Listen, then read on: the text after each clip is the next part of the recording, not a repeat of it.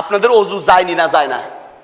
ওরে কথা কয় না কা আল্লাহ নাকি বুজুর্গানের দিন বলে হুজুর আমরা আল্লাহর ওলি মানুষ, অজু আবার যায়নি। অজু গেলে আবার বুজুর্গ কিসের? আরে ভাই আল্লাহু আকবার, অজু যখন যাবে অজু করবেন। বিশেষ করে অজু না থাকা অবস্থায় কিছু কাজ নিষেধ। নাম্বার 1, অজু না থাকা অবস্থায় নামাজ পড়া যায় না। কোন সালাত পড়া যায়? অজু ছাড়াও কোন সালাত পড়া যায়? কোন নামাজ পড়া যায়? যায়। আমাদের দেশে কিছু মানুষ পড়ে, বিশেষ করে জানাজার নামাজ, নেতার জানাজা। এখন আসছে সবাই মিলে একসাথ হইছে, এখন যদি জানাজায় না দাঁড়ায় তাহলে মানুষে বলবে দেখছো নি কত বড় হরামি, জানাজার নামাজে দাঁড়ায় নাই, পিছন থেকেও খোঁচা আসবে, তো কি করা যায়? কোনো কথা নেই। আল্লাহু আকবার, কোনো কথা নেই। আল্লাহ অজু আছে না গেছে তার খবর নাই। নাম্বার 1, অজু না থাকা অবস্থায় কোনো সালাত আদায় করা যাবে না। আপনারা হাসলেন, এবার আপনাদেরকে একটু ধরি। আমাদের দেশে বহু মানুষ, আল্লাহু আকবার, হাদিসে আছে, কিতাবে আছে, অজু যাওয়ার পরে ইমাম সাহেব পিছন থেকে মুক্তাদি টেনে সামনে এনে উনি অজু করে আসবে, অথবা কোনো মুসল্লির অজু গেলে অজু করে আসবে। কিতাবের আমল কিতাবে আছে, হাদিসের আমল হাদিসের ভিতরে আছে, কিন্তু প্র্যাকটিক্যাল বাংলাদেশে আমি এখন পর্যন্ত কোনো মসজিদে দেখি নাই অজু যাওয়ার পরে অজু করে আসছে। তার মানে কি অজু যায় না? অজু ঠিকই যায়, গ্যাস্ট্রিকে পেট ভরা, অজু যায় না কেন? অজু ঠিকই যায়, কিন্তু কয় উনি অজু গেলে গেছে আর আমি যামুনি। সৌদি থেকে হজ করে এসে বাংলাদেশে বদনাম করে, কয় গেছিলাম হজ করতে, দেখছি সৌদি আরবের হাতেরা নামাজি হতে জানে না, এরা নামাজি পড়তে জানে না। কেন? কারণ নামাজের ভিতরে তারা হাঁটে। নামাজের ভিতরে কেন হাঁটে? অজু চলে গিয়েছে, অজু চলে যাওয়ার পরে তারা অজু করে আসে, কারণ তারা দুনিয়ার মানুষকে ভয় পায় না, তারা আল্লাহকে ভয় পায়, ঠিক না? আর আমরা মানুষকে ভয় পাই, লজ্জা শরম ইত্যাদি। অজু যায় তারপরেও আমাদের নামাজ শেষ, নামাজ ছাড়ি না আমরা। আল্লাহু আকবার। বরিশাল এক ইমাম সাহেব গেছেন বাড়িতে বেড়াতে, যাওয়ার পরে এলাকার লোকেরা ধরলো এক মুরব্বিরে, দুদু একটু নামাজটা আমনে পড়ান। আমাদের ইমাম সাহেব বেড়াতে গেছে, ইমাম সাহেব নাই তো কি করা যায়? দুদু আপনি তো যা একটু পারেন নামাজটা আমনে পড়ান, আমনে পড়াইলে কোনো রকম হবে, অসুবিধা নাই। তো দুদুরে দিছে নামাজ পড়াইতে, দুদু মাশাআল্লাহ আল্লাহর নাম নিয়ে নামাজ পড়াইতে আছে, কিন্তু মাগার প্রতি ওয়াক্তেই সাউসেজদা, প্রতি ওয়াক্তেই সাউসেজদা, প্রতি ওয়াক্তেই সাউসেজদা। তো পোলা ভাইনি ঘটনা কি? দুদু খালি এই যে 2টা সেজদা বেশি দেখি, সেজদা বাড়াইলো নাকি?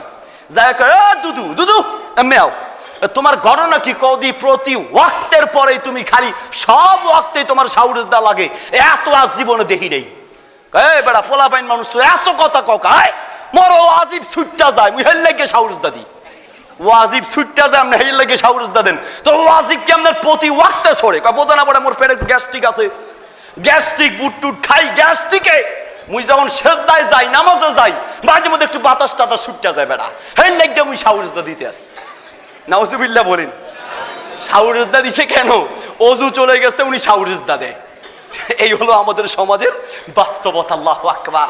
বহু মানুষ আছে অজু যাওয়ার পরে আমরা মসজিদ থেকে বের হই না, অজু করে আসবেন। অজু না থাকা অবস্থায় নাম্বার 1 সালাত আদায় করা যাবে না। নাম্বার 2 নাম্বার হলো একটু মতভেদ আছে, সেটা হলো কোরআন ধরা যাবে কি যাবে না। তবে সর্বসম্মতিক্রম এবং জমহুর আমাদের মত এবং সতর্কতার বশত যে মতটাকে প্রাধান্য দেওয়া উচিত সেটা হলো অজু না থাকা অবস্থায় কোরআন আপনি ধরবেন না। একান্ত আপনি খুলেছেন, এখন রাখতে তো হবে, সেই ক্ষেত্রে আপনি বাধ্য হলে তখন ধরেন। স্বাভাবিক অবস্থায় আপনি অজু নাই, কোরআন না ধরাই ভালো। বাকি মোবাইলে আপনি পড়তে পারবেন, মোবাইলে আপনি ধরে পড়তে পারবেন, কিন্তু কোরআন যেটা সরাসরি মাসহাব সেটা আপনি ধরবেন না অজু না থাকা অবস্থায়। অর্থাৎ কোরআন যখন পড়বেন অজুটা করে নেবেন। এই ব্যাপারে সমস্ত ওলামাদের জমহুর বেশিরভাগ ওলামাদের মত হলো অজু থাকা অবস্থায় কি ধরা? কোরআন ধরা। নাম্বার 3 নাম্বার হলো আপনি যখন তাওয়াফ করবেন, বাইতুল্লাহ গিয়ে তাওয়াফ করবেন, তখন কি করবেন? অজু অবস্থায় করবেন। নাম্বার 4 নাম্বার হলো সম্মানিত ভাই, আমাদের দেশে আরেকটা বাড়ানো হয়েছে, এই 3টা হাদিসের ভিতরে আছে, আমরা আরেকটা বাড়াইছি। কয় অজু না থাকলে বড় পীর আব্দুল কাদের জিলানির নাম নেওয়া যায় না। অজু না থাকা অবস্থায় যদি বড় পীর আব্দুল কাদের জিলানির নাম নেয় তাহলে পশম নাকি 3-4টা পড়ে যায়। তো বালা না, পশম আর কাটা লাগলো না, পড়ে গেল। এগুলো হলো আমাদের দেশের ফালতু মানুষের তৈরি করা বানোয়াট কথা। সবারই তো প্রিয় ভাই, তাহলে বলতে চাচ্ছিলাম একটা ভারী আমল হচ্ছে অজু করা। নবী সাল্লাল্লাহু আলাইহি সাল্লাম সহিহ মুসলিমের একটি হাদিসের ভিতরে এসেছে, আল্লাহর নবী বলেন, মান তাওয়াদ্দা ফাআহসানা, যে ব্যক্তি ওযু করলো, ভালোভাবে করলো, খরাজাত খতায়াহু মিন জাসাদিহি হাত্তা তাখরুজা মিন তাহতি আসফারিহি, সে যখন ভালোভাবে ওযু করে তার পুরো শরীরের সমস্ত অন্যায় গুনাহ মাফ হয়ে যায়। শুধু শরীরের গুনাহ নয়, এবং কি তার নখের ভিতরের গুনাহ আল্লাহ ধুয়ে মুছে সাফ করে দেয়। আল্লাহু আকবার। এটা এত ভারী আমল, ওযু করলে আপনার গুনাহ মাফ হয়ে যায়। সম্মানিত প্রিয় বন্ধুগণ, শর্ত হলো ওযুটা ভালোভাবে করতে হবে। এখন ওযু ভালোভাবে কিভাবে করবেন? আমরা যে ওযু করি, যদি ধরা হয় 98% মুসলমান পাওয়া যাবে যাদের ওযুটাই পুরা সুন্নত তরিকায় হয় না। এক ওযুতে দেখেন আমরা কত ভুল করছি। আমাদের আমলগুলো ভারী হবে কি করে? আমরা খুঁজে খুঁজে খালি আমলের সংখ্যা বাড়াই। কিয়ামতের মাঠে আমল গণা হবে না, আমল মাপা হবে। আমল কি হবে? মাপা হবে। তার মাপা হলে মানে আপনি কত বেশি করলেন সেটা নয়, কত ভালোভাবে করলেন সেটা হলো দেখার বিষয়। এক ওযুতে আমরা কত ভুল করি দেখেন। এক নাম্বার ভুল করি, আমরা ওযুতে পানি বেশি খরচ করি। পাইছি আল্লাহর দাঁড়িয়ে ট্যাপ দিলাম, সাইরা চলতে আছে, চলছে গাড়ি, যাত্রা বাড়ি, খবর নেই। তারপর ওযু করতে বসে শুরু হয় গল্প, বাইসে আছেন কেমন, খাইছেন কি, ছেলে মেয়ে কেমন আছে, আসেননি সবাই নিয়ে মোটামুটি সুখে। এই যে গল্প চলছে, এদিকে পানি যাইতে আছে, খবর নেই। নবী সাল্লাল্লাহু আলাইহি ওয়াসাল্লাম বলেন, তুমি যদি কোনো সমুদ্রের পাশেও থাকো, সেখানেও পানি বেশি খরচ করা যাবে না। যত বেশি পানি থাক, তুমি সীমার ভিতরে খরচ করবা। শীতকালে এই ওয়াজ লাগবে না, শীতকালে ঠিক আছে, ঠিক নাই, মানে এখানে ছাড়তে ছাড়তে একেবারে কম, মানে হাত শুকনা পা শুকনা থেকে যায়, খবর থাকে না। এক নাম্বার ভুল করি, আমরা পানি বেশি খরচ করি। এই জন্য সবচেয়ে উত্তম যদি ওযুটা ওই জগ আছে না, জগ অথবা মগে যদি করা হয় তাহলে সবচেয়ে ভালো হয়। ট্যাপ ছেড়ে দিলে, বিশেষ করে ট্যাপ ছাড় যখন মাথা মাসে করি, হাত ধুইলাম, এবার ট্যাপের পানি পড়তেছে, আপনি মাথা মাসে করতেছেন না, ট্যাপের পানিটা আপনি ট্যাপটা বন্ধ করে তারপরে মাথা মাসে করবেন। নাম্বার 1, পানি বেশি খরচ করি। নাম্বার 2 নাম্বার ভুল করি, আমরা হাত ধুই সত্য, কিন্তু নবী সাল্লাল্লাহু আলাইহি ওয়াসাল্লাম বলেন, ফাখল্লিল বাইনা আসাবিয়া রিজলাইকা ওয়া ইয়াদাইকা, হাতের আঙ্গুল খিলাল করো, হাতের আঙ্গুল। 2 নম্বরে আমরা যে ভুল করি সেটা হলো হাতের আঙ্গুল খিলাল করি না, হাতের আঙ্গুল খিলাল করা সুন্নাত। নাম্বার 3 নাম্বার আমরা ভুল করি, ওযুর শুরুতে বিসমিল্লাহ বলতে হয়। কি বলতে হয়? বিসমিল্লাহ।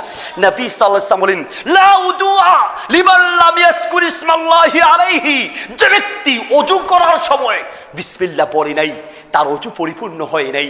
ওযুর শুরুতে বিসমিল্লাহ বলা অত্যন্ত গুরুত্বপূর্ণ একটি আমল। ওযুর শুরুতে বিসমিল্লাহ বলা একটা গুরুত্বপূর্ণ আমল।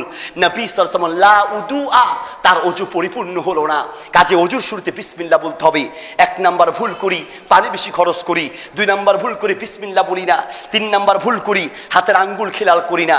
নাম্বার 4 নাম্বার ভুল করি, আমরা কুলি করি সত্য, কিন্তু হাদিসে যেই কুলি বলা হয়েছে ওই কুলি আমরা করি না।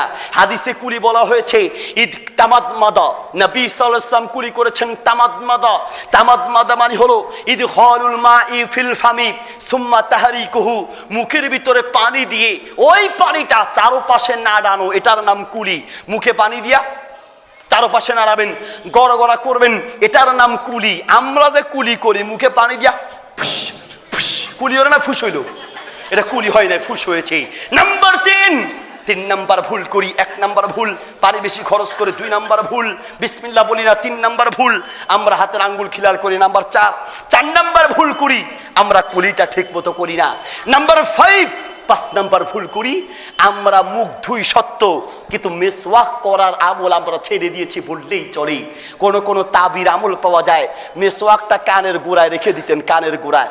আগে যে আমরা কাঠমিস্ত্রি দেখতাম, কানের গোড়ায় একটা ওই যে পেন্সিল, কাঠ পেন্সিল রেখে দিতেন। মেসওয়াকের এত গুরুত্ব তারা দিতেন। নবী সাল্লাল্লাহু আলাইহি ওয়াসাল্লাম বলেন, আসওয়াকু মিতহারাতুল লিল ফামি ওয়া মারদাতুল লিরাব্বি, মেসওয়াকের মাধ্যমে মুখ পরিষ্কার হয়, মেসওয়াকের মাধ্যমে আল্লাহর সন্তুষ্টি অর্জন করা যায়। মেসওয়াক একটি গুরুত্বপূর্ণ আমল। নাম্বার 6 নাম্বার ভুল করি, আমরা নাকে পানি দেই সত্য, কিন্তু নাক ঝাড়ি না।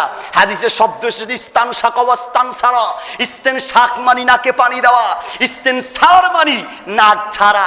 আমরা নাকে পানি দেই সত্য, নাক আমরা ঝাড়ি না, নাক ঝাড়াও একটি আমল। নাম্বার 7 নাম্বার ভুল করি, আমরা মুখ ধুই সত্য কিন্তু দাড়ি খিলাল করি না। দিকে তাকান, আমরা মুখ ধুই সত্য কিন্তু আমরা দাড়ি খিলাল করি না। নবী সাল্লাল্লাহু আলাইহি ওয়াসাল্লাম দাড়ি খিলাল করতেন। যাদের দাড়ি একটু ঘন বেশি, এক কোষ পানি নিয়ে এখানে লাগিয়ে দিবেন, আর হালকা হলে দাড়ি খিলাল করবেন। আমরা যে ভুল করি, আমরা মুখ ধুই সত্য কিন্তু দাড়ি খিলাল করি না। তারপরে ভুল করি, আমরা হাত ধুই সত্য কিন্তু অনেকেরই কনুইটা শুকনা থেকে যায়।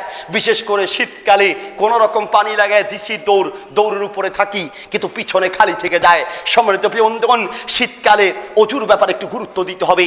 তারপরে ভুল করি, আমরা মাথা মাসে করি সত্য কিন্তু মাথা মাসে কিভাবে করব, মাথা মাসে করি কিন্তু কান আমরা মাসে করি না। মাসে করার নিয়মটা দেখেন, আপনি মাথা মাসে করবেন ঠিক এইভাবে হাতটা করে আমার দিকে তাকান, নাহলে বুঝবেন না। অনেকে আবার ঘরের ভিতরে থেকে ওয়াজ বুঝতে চায়।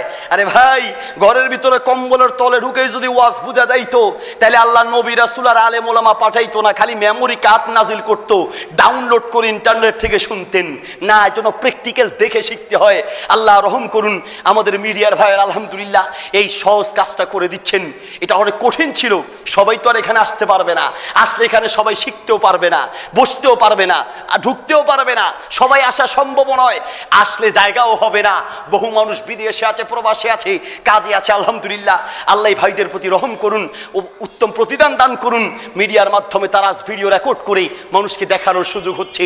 অজু করার জন্য এইভাবে হাতটাকে নিয়ে প্রথমে সামনের দিক থেকে দেখেন, সামনের দিক থেকে শুরু করে পিছন দিকে যাবেন, আবার পিছন দিক থেকে সামনের দিকে আসবেন। এরপরে এই সাব্বাবা, এই আঙ্গুলটি কানের ভিতরে ঢুকিয়ে বৃদ্ধা আঙ্গুল দিয়ে কানের অপরের পাশ, বাহিরের পাশ মুছে দিবেন। এই দুই আঙ্গুল কানের ভিতরে ঢুকিয়ে বৃদ্ধা আঙ্গুল দিয়ে কানের বাহিরের পাশ মাসে করবেন। আমরা যে ভুলটা করি, আমরা মাথা মাসে করি সত্য কিন্তু আমরা কান মাসে করি না। এরপরে যে ভুলটা করি, আমরা পা ধুই সত্য কিন্তু হাদিসে শব্দ এসেছে খল্লিল বাইনা সাবিয়ারি জিলাইকা ওয়া ইয়াদাইকা, তুমি তোমার পায়ের আঙ্গুল খিলাল করো এবং তোমার হাতের আঙ্গুল এবং পায়ের আঙ্গুল খিলাল করো।